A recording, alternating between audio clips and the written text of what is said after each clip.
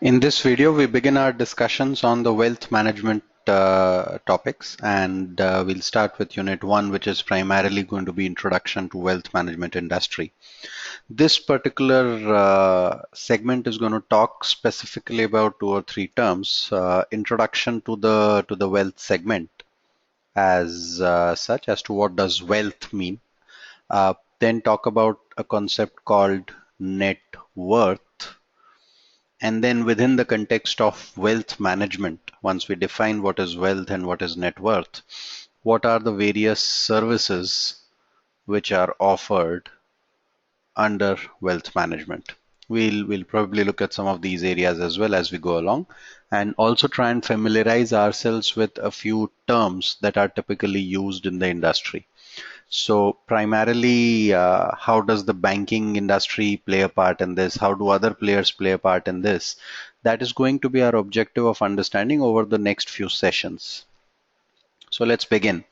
Uh, the first idea is to understand the concept of wealth itself.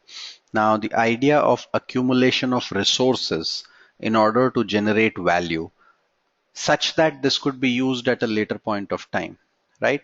Wealth is primarily in the context of financial well-being of someone, and that's what we are looking at in the context of wealth. We are not looking at anything other than what can have a monetary value. We only are looking at stuff that can provide a monetary value in terms of value creation. So we are looking at accumulation of some sort of resources that can generate a value which may be needed to satisfy a goal for us. This could be a financial goal for us, right? This is what is known as wealth. So if I have resources which can give me the value that satisfies my financial goals, that is wealth, right? Now, what could these resources be, right? Some of these resources could be hard commodities, right? Agricultural resources, for example. So these are agri commodities. I can have corn, I can have coffee, I can have any other kind of crops that are available, which, typically farmers have these kind of resources. Then you could also have what are called as financial resources, right? Financial resources could be shares, which is stocks in various companies. You could have bonds, which are the fixed income instruments. We have talked about those, right? You could have some bank deposits. You could have property, which is essentially real estate, right? You could have foreign exchange. You could have some of the other parameters as well. We're going to look at some of these data points as we go along in the context of our understanding of wealth. But primarily, this is what investors would look at. This is what people who are working in the financial markets would want to kind of work with.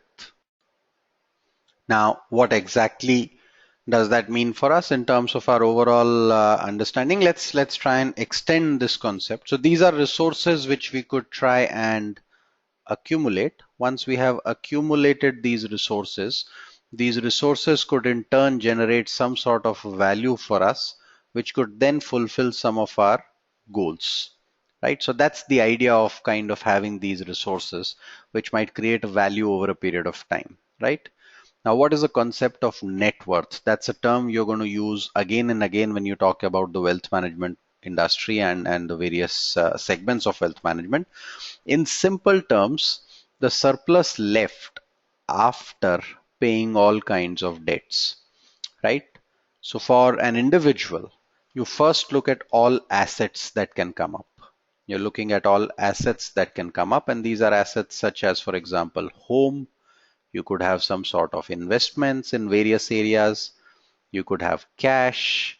You could have other real estate. You could have gold, for example. So whatever is the financial value of all these assets, you add that together. Then you look at liabilities. These are stuff that you are supposed to kind of pay off, right? What are liabilities? You could have a credit card loan. Typically, all kinds of loans will come here, right? You could have a credit card loan, you could have an auto loan, you could have a home loan, right? You could have borrowings from some other people that you have to repay. So once you kind of add all these assets together and get a financial value from them, and then you subtract minus all the liabilities that are available here, what is left is what is known as your net worth, right? That's an important concept because eventually you can't just say that I have 20,000 in my bank account, so that's the money that I have, unless you remove what is to be paid. Ideally, in the context of wealth maximization, you want to maximize your net worth as an individual, right? So that's what is the concept of net worth. Let's take a quick example of what is net worth. So Rahul has invested a sum of 5 lakhs in mutual funds, and he has about 3 lakhs in bonds and 10 lakhs as cash that he has, right? And then he has a credit card bill of 3 lakhs and an EMI of 20,000 per month on a car loan of 5 lakhs, right? Remember, EMI is nothing but an equated monthly installment, but the car loan is 5 lakhs as such. So you have to calculate the net worth. So let's write down all the assets that Rahul has. He has mutual funds worth 5 lakh. This is, remember, investments. We are going to discuss in detail about what mutual funds are at a subsequent stage. But let's assume this is a mechanism of investing money into the stock market. These are vehicles through which you can invest money in the stock market. Then you have some sort of bonds, which are fixed income instruments worth 3 lakhs. And you have cash, which is worth 10 lakhs. So giving you a total asset size of 18. What are the liabilities that we see here? So the liabilities that you look at here are credit card loan, which is worth 3 lakhs. And then you have a car loan or an auto loan, which is worth 5 lakhs. So total of 8.